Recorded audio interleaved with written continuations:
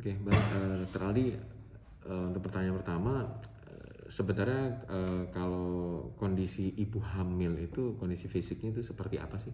Anda bisa ceritakan, Dok? Silakan. Kondisi fisik ya.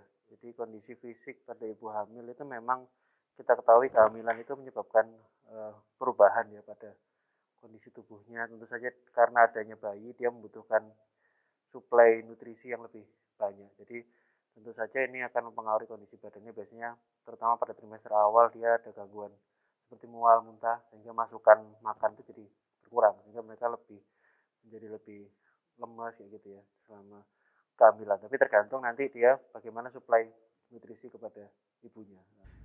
Lalu apa saja yang harus dikonsumsi ibu hamil dalam kondisi yang normal ataupun yang waktu berpuasa? Silakan. Jadi memang kebutuhan janin, kebutuhan ibu untuk nutrisi itu pasti meningkat ya pada saat kehamilan. Jadi kita harus memenuhi kebutuhan nutrisinya, yang terutama nutrisi sehat ya.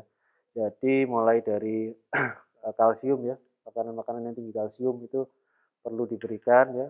Kemudian makanan yang tinggi energi kalau bisa pada tiap makan itu prinsipnya dulu ya. Jadi prinsipnya dulu adalah makannya itu dikurangi jumlahnya, tapi frekuensinya dipersering. Karena untuk menghindari mual, muntah dan apa namanya itu tadi gejala itu tadi ya. Jadi makan makanan yang kaya energi, misalnya karbohidrat ya tentu saja karbohidrat seperti produk-produk gandum ya gitu ya. Kemudian buah sayur harus banyak juga suplai buah dan sayur. Kemudian susu dari protein itu untuk susunya, kemudian ikan ya, telur dan sebagainya. Jadi sebenarnya sama sih, cuman untuk seperti orang tidak hamil, tapi memang jumlahnya sedikit diperbanyak.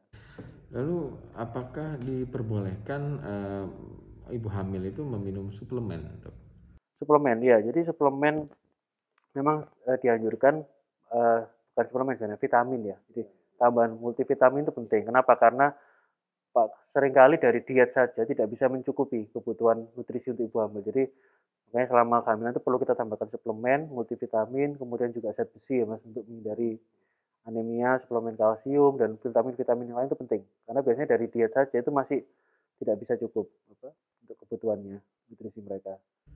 Oke, dan ini juga harus dalam pantauan dokter juga atau gimana? Nah, jadi bisa biasanya dari dokter ya atau nggak harus dokter ya dari bidan tenaga kesehatan akan memberikan suplemen vitamin yang bisa menambah eh, nutrisi untuk ibunya.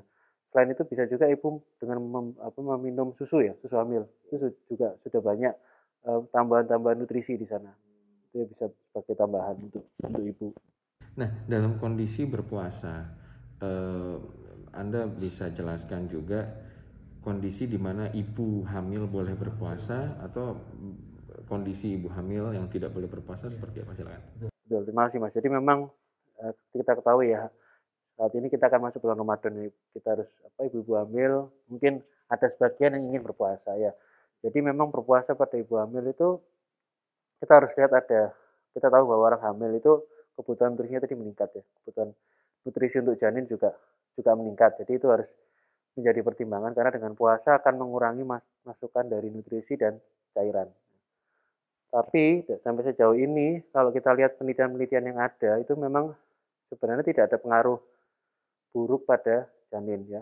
Jadi pada beberapa penelitian itu ditemukan bahwa memang selama ini kan ditakutkan janinnya jadi kekurangan makan, jadi lebih kecil ya, berat badannya lebih kecil, kemudian risiko lahir prematur. Tapi setelah diteliti memang tidak terlalu berbeda signifikan. Jadi risikonya sebenarnya tidak terlalu berbeda signifikan. Asalkan dengan syarat ibu bisa menjaga nutrisinya yang masuk. Jadi pada saat dia berbuka sampai dia nanti makan sahur itu dia harus bisa masukkan jumlah nutrisi yang sama. Dan kemudian yang penting adalah hidrasinya. Jadi cairan ya. Jangan sampai ibu itu kekurangan cairan. Apakah semua ibu hamil boleh berpuasa? Nah, itu harus konsultasi dengan dokter masing-masing. Karena kondisinya nggak sama. Banyak juga kondisi-kondisi yang ibu itu tidak boleh berpuasa memang, dilarang puasa.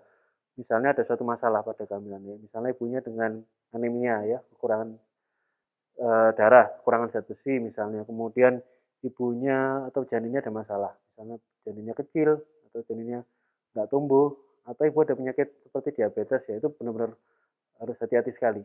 Hati-hati sekali untuk berpuasa. Memang disarankan tidak puasa pada kondisi-kondisi seperti itu. Tapi untuk pastinya memang harus konsultasi secara personal dengan dokter masing-masing ya.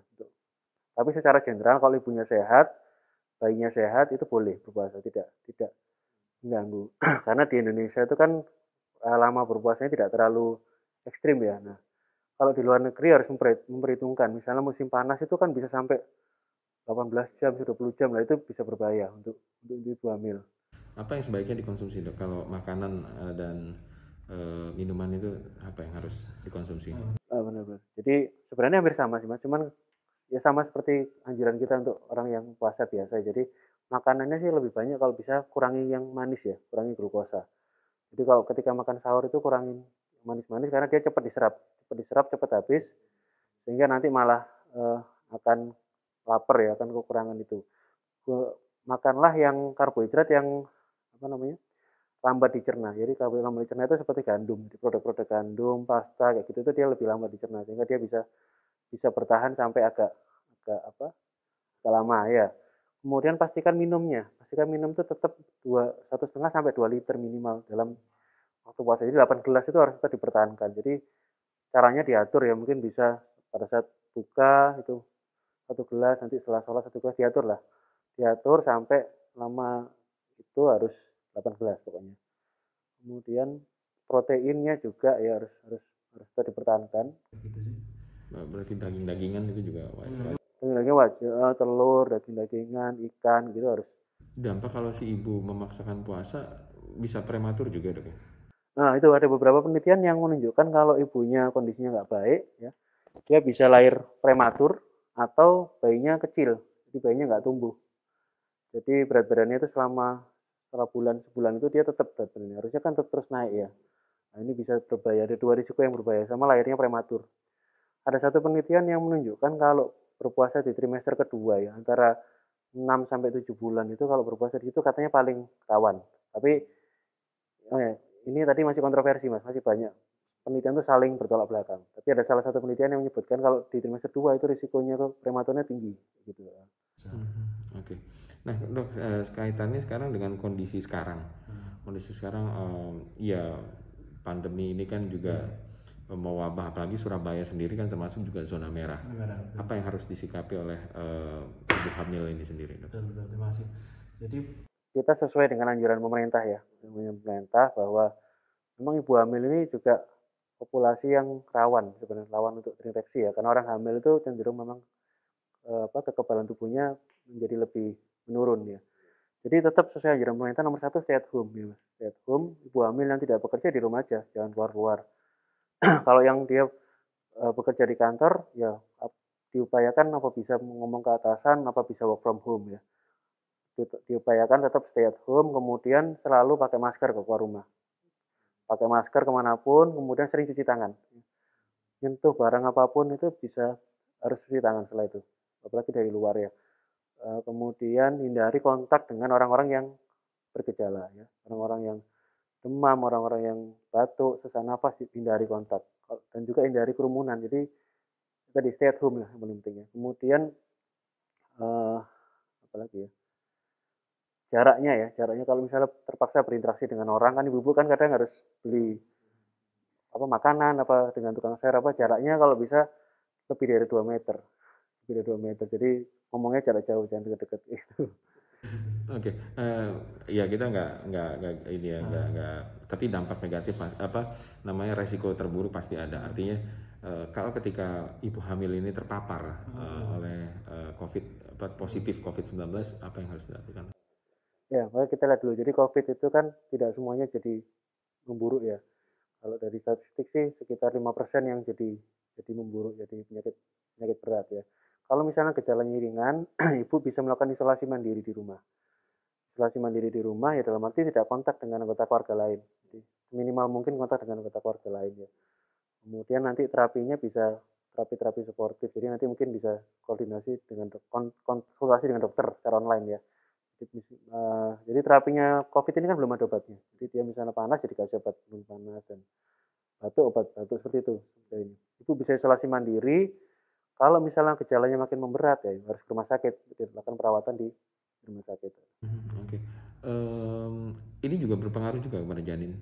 Nah, alhamdulillah sih sejauh ini dari penelitian yang ada ya. Jadi kalau ibunya COVID itu dia tidak ditularkan di dalam dalam kehamilan. Jadi dia relatif aman.